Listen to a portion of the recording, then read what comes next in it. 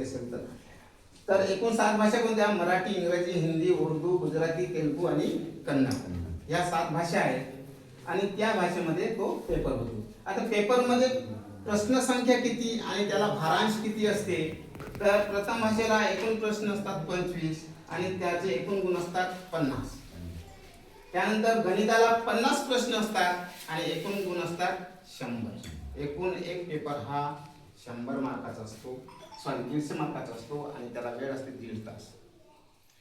तर आणि दोन्ही पेपर त्याच. तृतीय भाषा ही 25 प्रश्न असतात आणि 50 गुण असतात. बुद्धिमत्ता चाचणी यामध्ये 50 प्रश्न असतात आणि 100 गुण असतात. अशा प्रकारे दोन्ही पेपरमध्ये 150 मार्काचा पेपर असते एक आणि त्याला 1.5 घंट्याचं 1 तास 30 मिनिटाचा वेळ असते.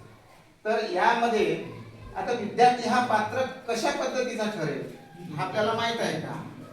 तर विद्यार्थी पात्र ठरण्यासाठी त्याला प्रत्येक विषयामध्ये 40% मार्क पाहिजे.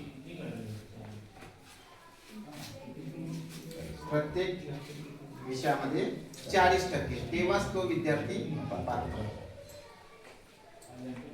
त्यानंतर पात्र झाल्यानंतर त्याच्याकडून मग ते जनरल मेरिट लिस्ट लागतो. मेरिट लिस्ट लागल्यानंतर त्यांना पात्र होते पण गुणवत्ता यादीत येत नाही. विद्यार्थी पात्र होते पण गुणवत्ता यादीत येत नाही. तर त्यानंतर जो गुणवत्ता यादीत येतो त्यालाच तो स्टायफंड दिला जातो. त्यानंतर बघा आता त्याची काठिण्य पातळी कशी असते पेपरची. तर तुम्हाला माहितच आहे विद्यार्थी हा सर्वगुण संपन्न नसतो. प्रत्येक विद्यार्थी सारखा नसतो. त्याची काठिण्य पातळी वेगवेगळी असते. कोणाची हाय असते, कोणाची मध्यम असते, कोणाची लो असते. हे तर आपल्याला माहितीच आहे. तर त्या पेपरमध्ये संच एकूण A B C D असे 4 संच असतात आणि त्या संचामध्ये प्रत्येक पेपरला काठिण्य पातळी ठरवलेली असते. तर कठीण स्वरूपाचे प्रश्न असतात 30% आणि मध्यम स्वरूपाचे असतात 40% आणि सोपे स्वरूपाचे असतात 30%. म्हणजे प्रत्येक मुलाचा विचार करून, परीक्षेला बसलेल्या प्रत्येक मुलाचा विचार करून त्या ठिकाणी पेपर तो कन्सल्ट केला जातो. तर या ठिकाणी आता त्या प्रश्नाचं स्वरूप कसं असते आपल्याला प्रश्न माहित पाहिजे.